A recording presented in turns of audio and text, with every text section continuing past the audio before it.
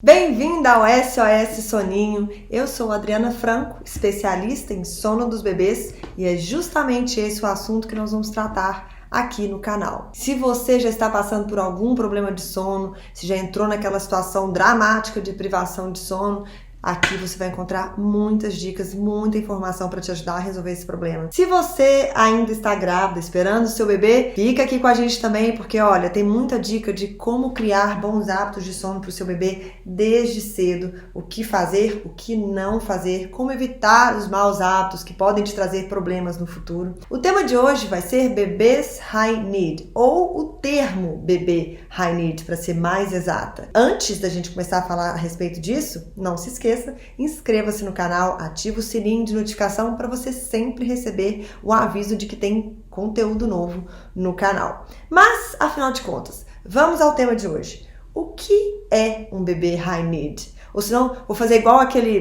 no Globo Repórter. O que fazem, onde vivem, o que comem. Exatamente isso que nós vamos fazer aqui hoje, para você entender o que é esse termo que às vezes a gente vê na internet, ou vê algumas mamães falando a respeito, e fica aquela dúvida pairando. Afinal de contas, tem sim muita informação meio suspeita aí na internet sobre isso. O termo bebê high need foi criado pelo Dr. Sears, que é aquele pediatra americano famoso por ter criado a teoria da criação com apego. O Dr. Sears, ele teve muitos filhos, eu não me lembro exatamente quantos agora de cor, mas eu sei que o quarto filho dele foi um filho com um temperamento um pouco mais desafiador. E foi esse filho que fez com que ele começasse a estudar e a pesquisar mais a respeito do temperamento dos bebês. E aí ele meio que classificou o que ele chama de bebê high need, que é um conjunto de características que ele juntou e que ele acredita que defina esses bebês que têm uma demanda maior, que exigem mais dos pais em todos os sentidos e que são, sim, muitas vezes um desafio maior para os pais, comparado a bebês que tenham talvez temperamentos um pouco mais fáceis. Mas antes da gente começar a falar mais aprofundadamente sobre o assunto, eu queria só deixar um recado que é o seguinte: não fique preocupada em classificar o seu filho, em rotulá-lo de alguma forma, sabe? Todos nós temos o nosso temperamento, os nossos traços de personalidade, e ao longo da vida a gente vai ainda moldando ainda mais, né?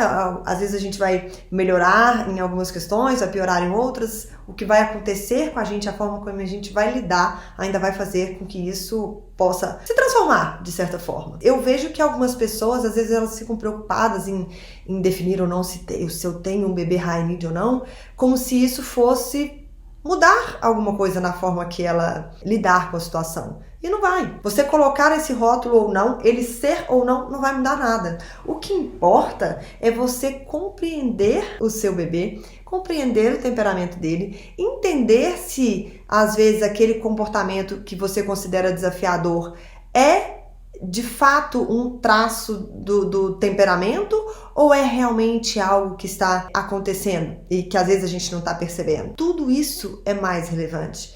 E não use também essas definições para se guiar no sentido, não há o que eu possa fazer porque eu tenho um bebê high need. Não faça isso, porque sempre a gente consegue ajudar mesmo, a gente sempre consegue suavizar um pouco as coisas. Quanto mais a gente conhece o nosso bebê, o nosso filho, mais a gente é capaz de agir em prol de facilitar mesmo a vida de todo mundo e suavizar tanto para o bebê quanto para os pais, para a família, para quem está em volta. Esse recado é o mais importante, então eu tinha que falar sobre isso antes mesmo de falar exatamente sobre essa questão da definição mesmo do que é o bebê high need, que foi um termo criado pelo Dr. Sears. Como eu disse, o Dr. Sears partiu para esse estudo em função de uma experiência pessoal com um dos filhos dele. E aí ele chegou à conclusão que, apesar dele ter feito tudo igual, com todos os filhos, quando veio esse quarto filho, a situação não funcionou da mesma maneira. Ainda que o bebê dele não fosse um high need, a gente sabe que mesmo que não tenha um bebê anjo e o outro high need, ainda assim, nem sempre o que a gente faz com um funciona com o outro e vice-versa. Mas ele achou que o caso do quarto filho era bem diferenciado, comparado aos outros. E foi isso que fez com que ele estudasse mais essa situação. Dessa forma, ele meio que elencou quais eram as situações, os itens que uniam em uma classe só esses bebês que têm esse temperamento um pouco mais desafiador. E ele elencou 12 itens e falou que não necessariamente, e na maioria das vezes, inclusive, né, você vai ter um bebê que apresente todas essas 12 características, e se ele apresentar 3 ou mais características dessas até depois de 5 meses, ele, Dr. Sears, classificaria esse bebê como um bebê high need. Claro que você tem que excluir algumas questões que não têm a ver com a personalidade do bebê. E é aí que entra a subjetividade de toda essa questão. Porque é muito difícil, principalmente para mães de primeira viagem, mais inexperientes com relação a isso, saber se aquilo é realmente um temperamento mais difícil, mais desafiador, ou se tem algum fator físico mesmo, por exemplo, uma alergia, ou um refluxo, ou uma consequência de tudo isso mais pra frente, que a gente vai falar, que possa estar impactando e transformando toda a situação numa coisa mais difícil. É aí que mora a dificuldade, é aí que mora a subjetividade de tudo isso, e é aí que mora o perigo. De você simplesmente falar, eu tenho um bebê high need, aceitar, né, não no sentido positivo de aceitar, mas no sentido negativo, no sentido de assim, então não há o que ser feito, tá? É isso aqui que eu acho que não é o legal. E essa questão dos 5 meses, tá, gente? É porque ele parte do princípio que todo bebê mais novinho, e aí no caso ele, né, com menos de 5 meses,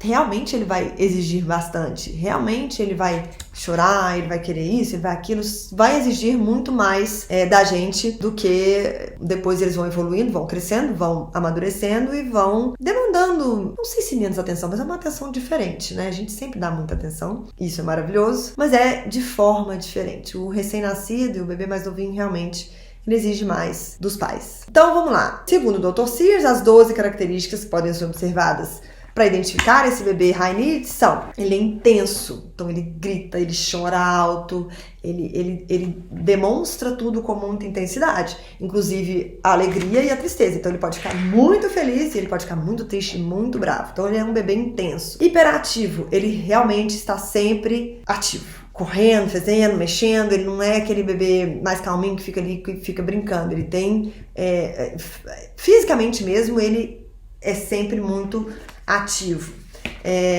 Ele te esgota no sentido de esgotar os pais, de estar sempre querendo mais, sempre insatisfeito. Ele sempre está exigindo a presença ou exigindo algo que ele queira. Ele mama frequentemente, quer sempre estar mamando, quer sempre o peito da mamãe, sempre alimentar, sempre querendo alguma coisa na boca. Ele tem uma alta demanda de atenção, ele quer tudo do jeito dele, ele quer agora e ele reclama com vigor. Acorda o tempo todo, ou seja, tem dificuldade para adormecer, e quando adormece acorda muito, tem muitos despertares. Insatisfeito, sempre insatisfeito, não importa o quanto você se esforce, esse bebê sempre vai estar querendo mais. Imprevisível, ou seja, o que funcionava ontem talvez não funcione hoje, o que ele gostava ontem talvez não goste mais hoje, e vice-versa. Então as pessoas ficam meio perdidas. Então ele tem, e aí nesse ponto tem essa dificuldade de criar, né, os hábitos. Eles têm mudanças de humor inexplicáveis. É um bebê que também pode ser super sensível a fatores externos do ambiente, por exemplo, ou até mudanças internas, né? A 10ª característica não dá para tirá-lo do colo, tá sempre querendo colo, sempre a presença física. Ele costuma escolher uma pessoa, né, favorita e exigir sempre essa pessoa. Não raro é a mãe. Não consegue dormir sozinho, ele dificilmente conseguirá cair no sono sozinho em seu berço. Precisa de ajuda, de ser embalado, de ser acarinhado, ou de alguma associação, como, né, ser amamentado para dormir. E é sensível à separação. Então, né, ele não vai aceitar qualquer pessoa, vai sempre querer aquele mesmo cuidador, e quando esse cuidador tiver que sair, ele vai reclamar, enfim. Essas são as 12 características elencadas pelo Dr. Sears. Como eu disse, não necessariamente tem que ter todas elas para entrar nessa classificação. Eu queria explicar o que é, né, o que significa esse termo, de onde ele veio, como ele foi criado, mas para mim, é como eu disse, isso não importa tanto, tá? O que importa mesmo é você compreender o seu bebê e as dificuldades dele, tentar ajudá-lo nisso e favorecer o que você acredita que ele tenha de melhor a ser favorecido mesmo. Eu não vou entrar na discussão se existe ou não existe o bebê high need, porque na verdade isso é apenas um termo. E de fato existem bebês com temperamentos mais fortes e mais desafiadores, assim como também existem situações e contextos que podem valorizar isso, fazer com que isso fique mais presente, entende? Então, assim, vamos supor, você pega um bebê que é mais sensível, vamos supor, a mudanças de ambiente, a barulho. E aí ele acaba se encontrando em um contexto em que frequentemente existe o barulho ou o agito, que já o incomoda. Então, esse bebê ele vai estar frequentemente insatisfeito. Você entende como que o contexto também está influenciando nisso? E que talvez se a mãe percebesse isso e ajustasse aquilo ali de maneira a criar um ambiente mais propício, mais adequado, na verdade, né, para aquele temperamento, para aquele bebê naquele momento, ela já estaria ajudando ele.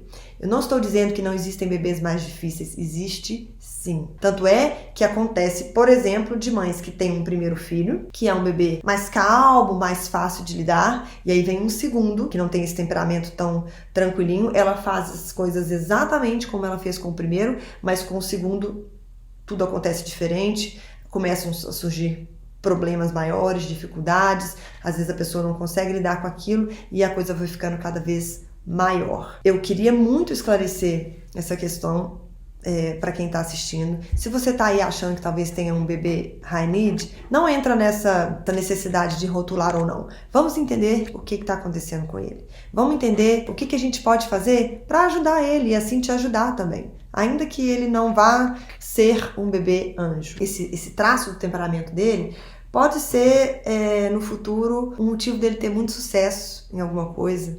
Isso pode ser sabe assim, o grande trunfo dele em algum momento da vida. Então a gente tem que sempre lidar com o que a gente tem ali e tentar melhorar. Algumas coisas que o Dr. Sears fala, assim, que ele determina, como, por exemplo, não dá para tirá-lo do colo, ou não consegue dormir sozinho, ou é sensível à separação, ele não consegue se separar. Eu só acho perigoso falar isso, sabe? Porque às vezes a pessoa pode ler uma coisa dessa e falar, então não é o que eu faça porque ele é assim, e às vezes você não tá vendo o contexto todo. Às vezes era justamente uma mudança nesse ponto que ia te ajudar a lidar com esse problema. Então, vamos falar um pouco sobre isso. Eu não vou mais me ater a esses traços aqui. Eu vou falar genericamente sobre bebês que têm esses temperamentos um pouco mais desafiadores, no sentido de que eles choram mais, eles reclamam mais, talvez porque eles se incomodem mais mesmo, né? Existem pessoas que se incomodam menos com as coisas, existem pessoas que se incomodam mais, existem pessoas que são mais sensíveis. Então, por exemplo, às vezes é um bebê que escuta mais, então aquilo incomoda mais ele do que outro. São muitas questões, tá, gente? Existem questões até psicológicas mesmo, não querendo rotular. Então, quando eu falo que eu acho assim um pouco perigoso, é porque eu acho que às vezes a pessoa, quando ela tá inserida no contexto, nem sempre ela tem clareza para enxergar o todo. Por exemplo, vou contar um caso para vocês. Teve uma mamãe que teve um bebê que no início tinha um refluxo muito forte. Com o refluxo, era um incômodo físico. Então é óbvio que o bebezinho reclamava bastante porque ele mamava e aí ele tinha esse incômodo, então ele chorava. E isso é uma situação que, assim, claro, você vai levar no pediatra, vai fazer um tratamento, vai tentar contornar, né? Muito provavelmente ele vai melhorar à medida que ele for amadurecendo ali, ele vai melhorar e isso vai passar. Só que acontece, então assim, é uma fase de bastante choro, é bastante difícil, a mãe fica aflita, né? É um bebezinho, a gente fica louca, de preocupação, querendo amenizar aquilo para ele. Muitas vezes, em função desse refluxo, por exemplo, tô dando pode ser muitas coisas, tá, gente? Pode ser alergia, pode ser uma dorzinha, enfim. Mas vamos ao refluxo. Em função disso, muitas vezes quando a criança tem refluxo, né, a gente não pode, por exemplo, deitá-lo muito para dormir, costuma da gente ter que fazê-lo dormir mais em pezinho mesmo, e aí tem que fazer ele dormir no colo, ele vai se acostumando, eles choram muito, a gente tem que consolar, muitas vezes ninando, e aí, não por culpa da mãe, óbvio, não tô culpando ninguém, mas isso pode sim, naquele início, criar algumas associações negativas. A partir desse momento, esse bebezinho vai querer o quê? Ele vai querer sempre dormir daquela maneira. Se não for daquela maneira, o que ele vai fazer? Ele vai chorar, ele vai reclamar. Se ele é um bebê com temperamento de um bebê anjo, como classificaria, por exemplo, a Tracy Hogg, que é a encantadora de bebês, que é inclusive uma especialista que também faz uma classificação de temperamentos, e eu inclusive vou até fazer um vídeo sobre isso também, mas se ele é um bebê anjo, um bebê mais fácil,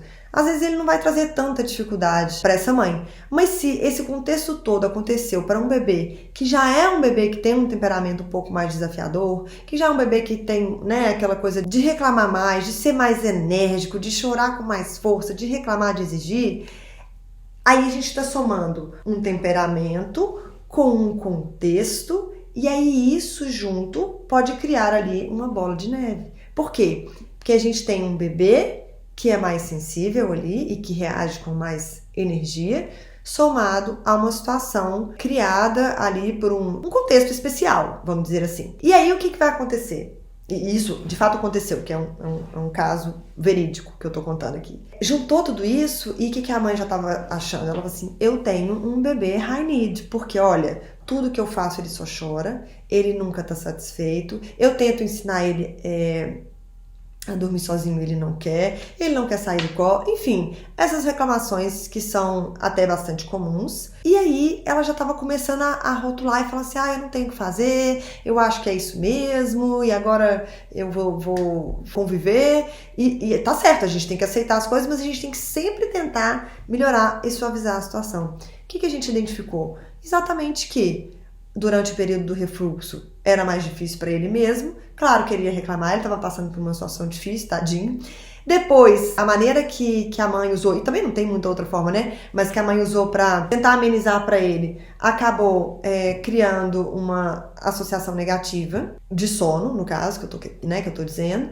E isso aí também começou a dificultar outras coisas que ela queria implementar. Então, essa situação foi criando na cabeça dela, e ela foi pesquisando na internet, foi vendo, foi juntando as coisas, e ela estava já decidida que não havia, né, o que fazer, que ela tinha um bebê high need, que aí ela começou a juntar pecinhas, né? Então, por exemplo, ele é intenso, ele me esgota, ele realmente estava numa fase, né, que na época estava mamando muito frequentemente, como ele tinha uma associação negativa de sono, de ninar e de adormecer mamando, ele acordava sim o tempo todo, porque ele não sabia voltar a dormir sozinho, com isso ele ficava cansado, e aí ele ficava mais mal-humorado, e portanto, insatisfeito, porque ele sempre estava, né, cansadinho, não estava dormindo o suficiente, e aí a mãe também vai ficando cansada. Então, assim, eu tô querendo só exemplificar com um caso real para vocês verem como que as coisas acontecem, elas vão acontecendo, e a pessoa não tá tendo noção, não tá tendo consciência, porque é realmente muito difícil, de tudo que tá influenciando. E aí, se ela rotula e fala, não tem jeito, porque aqui, ó, o Dr. Cias falou que é assim e não vai ter muito jeito, ela perde a chance de poder melhorar e suavizar as questões para ela. Porque aí o que foi feito? A gente começou a lentamente, gradualmente, eliminar as associações negativas de sono com muito carinho, com muita paciência, respeitando o tempo do bebê. Foi fazendo isso lentamente, ele foi melhorando. Com isso ele começou a conseguir, por exemplo, tirar sonecas um pouco maiores, tudo lentamente, tá, gente? Até porque quando o bebê tem um temperamento mais difícil, acaba sendo mais lento mesmo. Então tem que ter paciência, persistência e acreditar. Começamos a implementar uma rotina, porque para bebês que são mais enérgicos e mais exigentes, a rotina ela traz ainda mais benefício. A previsibilidade nesses casos vai ajudar ainda mais esse bebê e essa família, essa mãe. Então não pode desistir de querer implementar uma rotina, porque isso vai sim te ajudar e vai ajudar o bebê. Ele sabendo o que vai acontecer, ele vai ter ele vai estar mais apto a aceitar aquilo que está por vir. Então fomos ajustando também a rotina, e aí à medida que você vai ajustando uma questão, ela já vai ajudando na outra. Então, se a gente tira uma associação, vai tirando a associação negativa de sono, isso vai ajudando ele a dormir. Ajudando ele a dormir, você vai fazer com que ele, então, consiga dormir mais tempo, né? Tirar sonecas mais restauradoras. Dessa forma, ele começa a ficar com humor, começa a ficar mais bem-humorado. Tá vendo como que uma coisa vai ajudando a outra? E assim a gente foi lentamente ajudando essa mãe não vou dizer resolver o problema, mas ajudou muito. Então passou a ser um bebê que estava muito mais bem-humorado, diminuiu muito os despertares à noite, que começou a conseguir sim, lentamente, não é de uma noite para outra, lentamente conseguiu precisar cada vez menos da mãe para adormecer e passou então a adormecer sozinho. E tudo isso feito com muito carinho, muito jeitinho, sem esperar resultados na hora. Então assim, claro, se fosse um bebê com um temperamento um pouco mais fácil, talvez tivesse sido mais rápido ou menos truncado, né, tudo isso. Mas não, a gente conseguiu ajudar muito aquele bebê e aquela mamãe. Ele deixou de ser um bebê com um temperamento mais exigente? Não. Quando ele queria alguma coisa, ele chorava também, sabe? Mas é diferente dele querer e ele reagir com mais intensidade. A gente tem que diferenciar isso do fato de, poxa, ele tá muito irritado porque ele tá cansado. E por que ele tá cansado? Porque ele não estava conseguindo emendar ciclos de sono, porque ele tinha uma associação negativa que foi criada lá no inicinho, quando ele era pequenininho, porque ele tinha refluxo e não tinha muito outro jeito de ser feito, daquilo ser resolvido. Tô colocando esse exemplo porque é difícil, gente, porque nem toda situação, às vezes você tá passando por uma situação aí na sua casa e você fala, não, mas a minha situação não encaixa nisso. Claro, porque existem 1 milhão de fatores. Eu só tô exemplificando como que às vezes pode parecer que é uma coisa, mas o fato de você rotular isso te impedir de tomar algumas medidas para te ajudar, não vai ser legal. Você sempre pode fazer alguma coisa para tentar, pelo menos, suavizar a situação, sem esperar que você transforme o seu bebê, que tem uma personalidade mais forte, mais exigente, em um bebê que é mais de boa com tudo. Não dá, isso a gente nunca vai mudar. A gente tem que começar a aprender mesmo a lidar com essa característica dele. Então assim, se você tem um bebê, por exemplo, que ele não gosta muito de barulho, lugares agitados, mas significa que você nunca vai poder ir em um lugar agitado com ele? Não significa isso, né? Em algum momento ele vai ter que, inclusive, lidar com alguma situação dessa maneira. Mas se você tá ali numa situação difícil, querendo fazer ajustes, querendo melhorar, dá para evitar, dá para ir inserindo ele lentamente nas coisas, não ficando forçando a barra. Vai um pouquinho, depois vai embora. Eu lembro de um caso de uma mãe que ela tinha um bebê que era um pouco mais sensível para barulho, mas ela gostava muito de música, ela resolveu colocar ele era novinho ainda, mas na aula de música. Muito legal, chegou lá, várias crianças fazendo batuque, batendo palminha e o bebê dela chorando e detestando aquilo. Porque ele não estava preparado ainda. Tinha que ser uma coisa mais lenta no caso dele, sabe?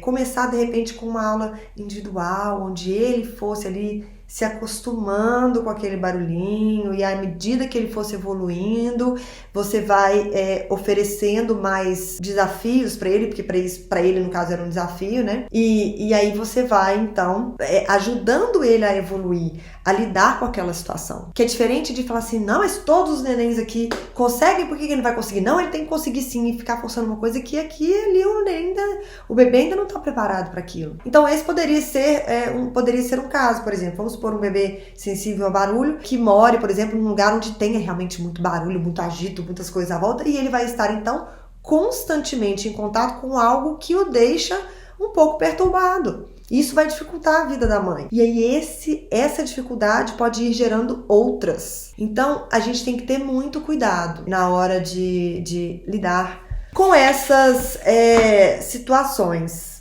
né? Ter cuidado para não confundir o que é um contexto somado a um temperamento com um rótulo, no sentido, ele é assim, não é o que eu faça e pronto, acabou. Fica atenta nisso. Claro, gente, que algumas situações também, elas precisam ser estudadas com um especialista, né? Às vezes existem casos que tem que ver questões psicológicas mesmo. Casos são mais raros, são específicos, de contextos bem especiais, mas que muitas coisas, muitos comportamentos desafiadores podem ter um fundo psicológico de uma situação que aconteceu e que muitas vezes você pode nem estar sabendo. No caso, tem que procurar um profissional, um psicólogo especialista nessa situação. É muito importante que a gente entenda, tente compreender o que está acontecendo no contexto.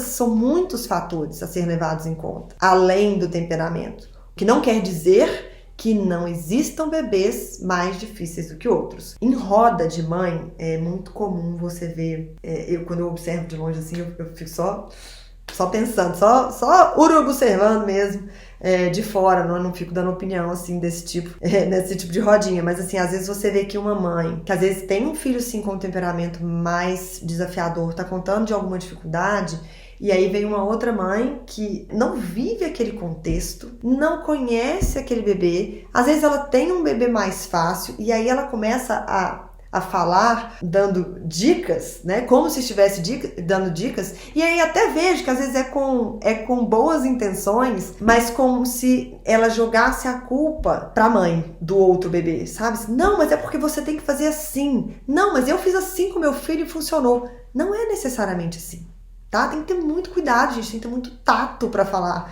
Porque você não está vivendo aquele contexto, você não sabe o background todo daquela família, você não sabe exatamente o temperamento daquele bebê, você não sabe o que levou aquilo. A gente tem que ter muito cuidado com isso, porque não custa para queimar a língua também. Aliás, quem é mãe sabe, né? Assim, queimar a língua é mato para mãe, a gente vive queimando língua. Como então lidar com um bebê que tenha um temperamento mais desafiador? Os bebês não são todos iguais, então não vai existir uma receita de bolo. Eu não vou virar e falar assim, faça isso, porque pode ser que isso não funcione para você e funcione para outra. O que você tem que fazer é perceber, ficar atenta em quais momentos e o que é que faz. Porque assim, ele pode ter um temperamento mais desafiador, mas você vai ver que em alguns momentos aquilo vai ainda sobressair. Você tem que começar a identificar quando que isso acontece. Se tiver difícil, igual eu falei, procura uma ajuda. Tenta conversar com o pediatra, se não é o caso, porque aí o pediatra vai analisar questões físicas, de saúde. Alguns têm até algum viés mais comportamental também, ele vai poder eliminar pelo menos uma parte de algo que poderia estar causando uma dificuldade ainda maior para esse bebê. Depois você vai avaliar se o meu bebê está dormindo bem, ele está descansando. Será que ele está irritado assim é porque ele é irritado? Ou será que ele está irritado assim porque ele está muito cansado? Se ele não está conseguindo dormir bem, por quê? O que é que está acontecendo? Se você não conseguir identificar isso sozinha, você pode chamar uma profissional que vai olhar e vai falar assim, olha, não, realmente, não tem nenhuma questão aqui de hábito de sono de bebê, não tem nenhuma associação negativa, eu não estou conseguindo enxergar nada que possa estar prejudicando o sono do seu bebê. Então você já eliminou ali a questão, né, de doenças, você já eliminou a questão de hábitos que poderiam ter sido causados. E aí você pode também, se continuou aquela dúvida, você pode dizer, não, será que está acontecendo alguma coisa que eu não estou vendo? Vamos ver um especialista, um psicólogo, vamos ver se tem alguma coisa que eu possa não estar enxergando. E muitas vezes a gente trabalha com grupos multidisciplinares para chegar, né, numa situação. Porque, assim, quando eu falo assim, parece assim, nossa, mas para que isso tudo? É porque, em alguns casos, pode vir a se tornar um transtorno para a família. Então, é legal, sim, trabalhar em conjunto para conseguirmos resolver. Por quê? A gente eliminando algumas questões, a gente começa então a trabalhar com essa questão de criar sim uma rotina adequada, com uma previsibilidade, criando ambientes mesmo, até ambientes mais adequados para que aquela criança ali ela tenha um ambiente mesmo que favoreça aquelas características dela e ao mesmo tempo incentivando aquelas coisas que a gente acha que são relevantes para que ela consiga cada vez mais evoluir. Eu trouxe esse tema porque eu fiquei muito preocupada mesmo em algumas situações que eu vivi, de pessoas que estavam já descrentes, sabe? Porque elas não estavam conseguindo resolver o problema sozinhas. E aí elas começaram a falar assim, não, vai ser assim mesmo. E aí aquilo pode trazer um estresse maior para a família. E isso vai o quê? Refletir ali também naquele bebê que já é um bebê mais sensível, mais enérgico. E aí que se cria a grande bola de neve. Então, ó, se você tem alguma dúvida, ou se você quer contar o seu caso, manda pra mim, você pode deixar aqui nos comentários, ou você pode mandar no e-mail contato@sossoninho.com.br. Pode entrar em contato comigo pelo Instagram, pelo Facebook, pelo YouTube, nós estamos nessas redes disponíveis para conversar com vocês, para esclarecer alguma dúvida, me contar a sua história, me contar o seu caso. Quem sabe você não tá aí achando que tem um bebê high need, a gente pode bater um papo, fazer uma live para trocar uma ideia sobre o que está acontecendo. Não esqueçam de curtir, de compartilhar, vamos levar essa mensagem para o máximo, para o maior número de mães possíveis. Conto com a ajuda de vocês para a gente realmente crescer o canal e assim a gente conseguir tocar e ajudar mesmo cada vez mais mamães. Conto com vocês então para a gente continuar aqui contribuindo com as mamães. E se você também tiver uma sugestão de tema, faço questão, hein? Sugira o tema que você quer, sobre o qual eu poderia falar, que vai te ajudar ainda mais, tá bom? Então, ó, vamos junto, um beijo e até mais.